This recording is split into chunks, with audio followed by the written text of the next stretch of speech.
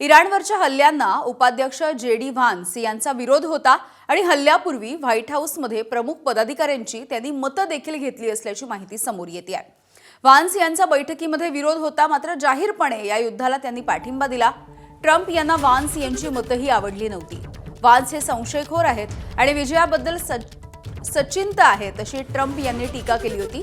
व्हान्सना हल्ल्यामध्ये रस नव्हता आणि ते तात्विकदृष्ट्या भिन्न होते असंही ट्रम्प यांनी म्हटलंय।